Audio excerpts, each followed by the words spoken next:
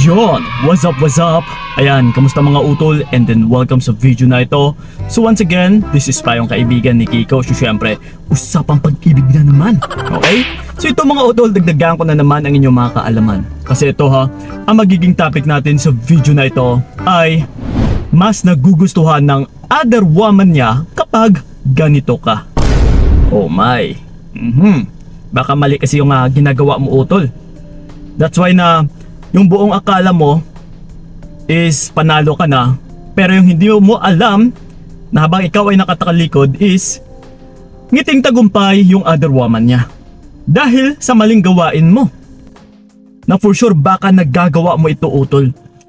Kasi alam nyo ba yung mga other woman, okay, na that's why pumapatol sila sa mga lalaking may partner na sila ay sumasabit na kahit alam nila na merong original or merong pinakalegal, pero still kumakapit pa rin, pumapatol pa rin. So dahil yung dahilan dito utol ay nabibigyan ng challenge yung mga ganitong klaseng babae.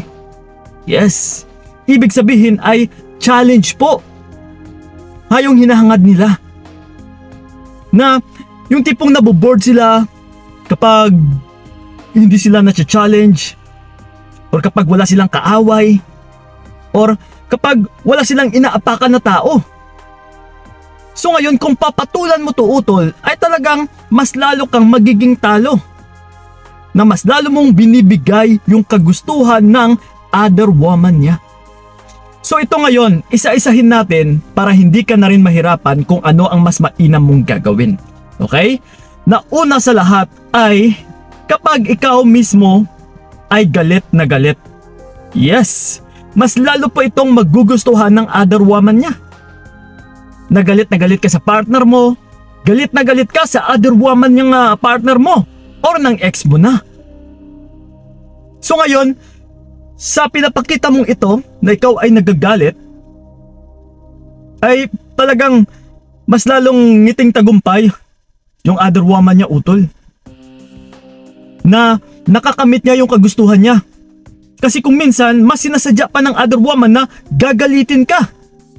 So ngayon, kung ikaw mismo ay nagagalit din dahil sa iyong emosyon, dahil sa mababa yung level ng iyong confidence, yes, so pinapagalitan mo yung partner mo, nagagalit ka ngayon sa other woman niya, ay mas lalo kang magiging talo utol.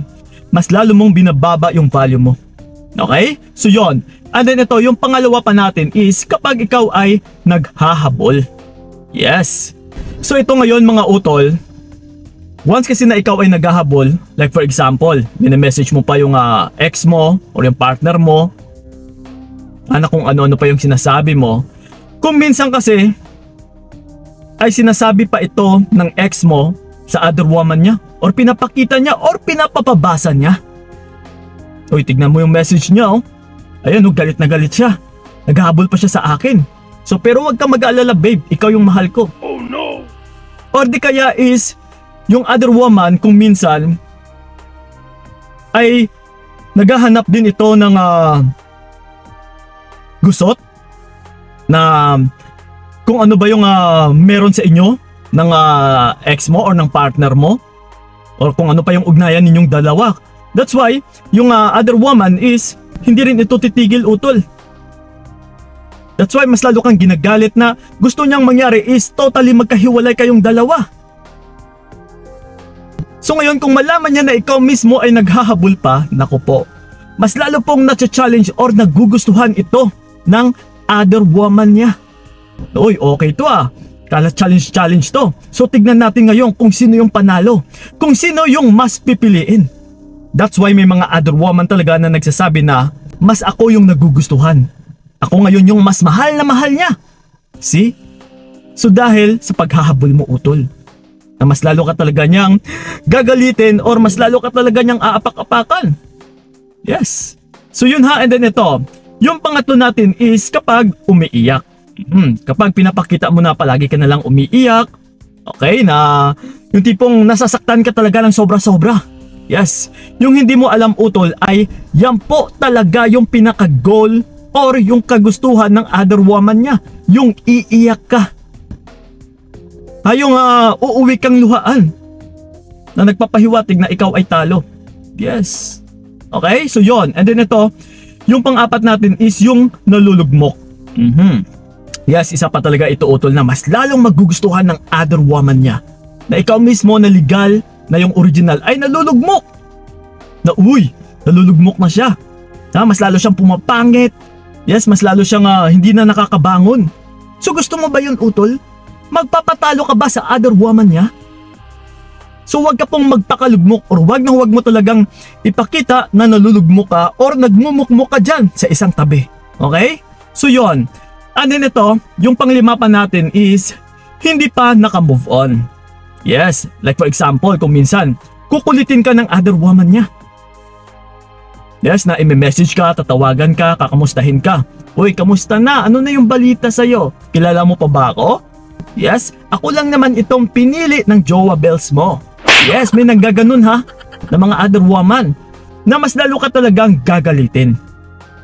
So ngayon, itong mga utol, kapag ramdam or pinakita mo ngayon sa other woman niya na hindi ka pa naka-move on, na still affected ka pa rin sa mga nangyari, na inaaway mo pa rin yung other woman, yes, na galit ka pa rin, nagpapakita ka pa rin ng iyong emosyon, yes, na nagagalit ka pa din, sinyalis po ito na hindi ka pa rin naka-move on. Yes, so ganun pa man mga utol, yung mga gawain na ito, na once na ito yung pinapakita mo, ay talagang mas lalo kang pagtatawanan ng other woman niya, na mas lalong nagpapahiwatig na ikaw po ay talo. Na mas lalo pong nagpapahiwatig din dito na mas lamang yung other woman niya. Yes, once na ikaw ay nagpapa-apekto utol.